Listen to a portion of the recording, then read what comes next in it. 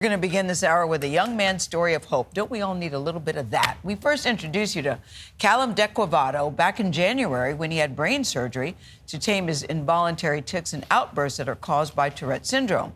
The teen would often hide in his room because he says he was so embarrassed and, of course, very frustrated. But we're here to tell you this morning that has all changed. Our lead national correspondent, that would be David Begnaud, recently checked in on Mr. Young deQuevedo, who's now doing things he never, ever thought possible. You know, sometimes in life, the remarkable can look so unremarkable. Awesome. Thank you. Take, for instance, that red-headed young man enjoying himself at a small social gathering in New York City. What might not seem noteworthy is, in fact, a huge leap forward. If you recognize 18-year-old Callum deQuevedo, it is because we first introduced you to him 11 months ago. How are you feeling? Good, pretty good.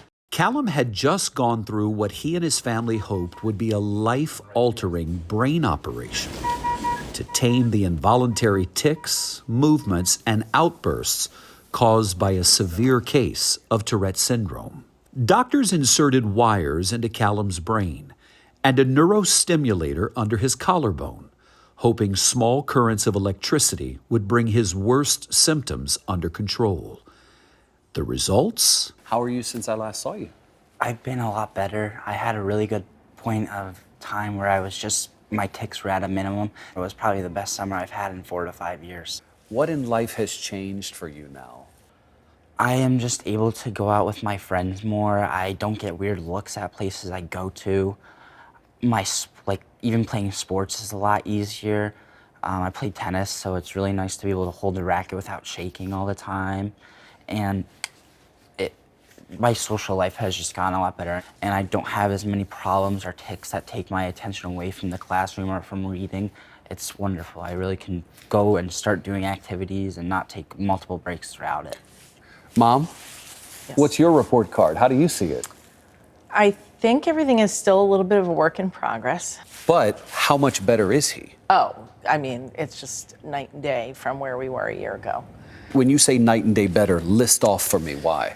At home especially, he's more functional. He was laying in his room a lot, he would try to do everything to kind of remove himself from even our family and society, spend a lot of time kind of hiding away, trying to control the tics. Mm-hmm. And now, we don't see him a lot now, but we don't see him a lot because he's going out with friends. When we first met the family, Callum would scream in the middle of the night. Don't!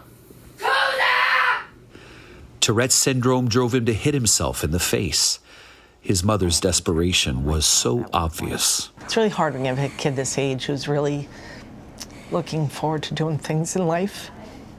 And you're sitting as a parent saying, I don't know if you can. But now, It seemed like before the surgery, y'all were going towards a cliff. Yes. Yes. I mean, now we're backing away from that cliff. We're pretty far away from the edge of the cliff right now. I think you're pretty far away. I think it's easy for us to see Callum having a future. And I think when we spoke last year, that was one of the big things it was very hard for us to see how he would even be maybe independent. doctors don't ever promise miracles. But Callum's doctor is thrilled with how her patient is doing. His results after deep brain stimulation have been really amongst the best that we've seen. It's not 100%, but I think the substantial benefits that he has had from the surgery were things we would not have been able to see with just regular medications. And as a celebration of his progress, at the Tourette Association of America's recent gala, I invited Callum to the podium to do what was once unthinkable: address an audience. Tell everybody what life is like now with the device in the brain. So it has just improved my social life to a point where I cannot describe. It has made my life so much better, and it has really improved my quality of life, allows me to hang out with friends, but also further my education and help advocate more consistently and not have to take breaks throughout the day. And it's really a wonderful thing. For Callum and his family, it has been a year of enormous strides. Where there was once anguish, there is now hope.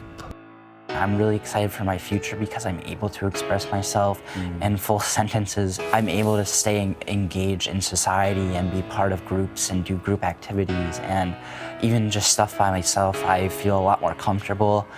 I feel perfectly fine to be me. Wow, wow, wow, David. I mean, just the fact when we're looking at the surgery, anything that's by your brain is just terrifying just on its own. Let's just start with that. But to see Callum standing at the podium the way he was and speaking the way he was, that was awesome.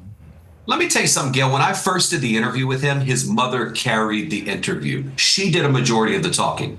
This time, he handled the interview. It was remarkable. I mean, I had tears in my eyes because I realized what that would do for his life and his ability to lead the course of his life moving forward.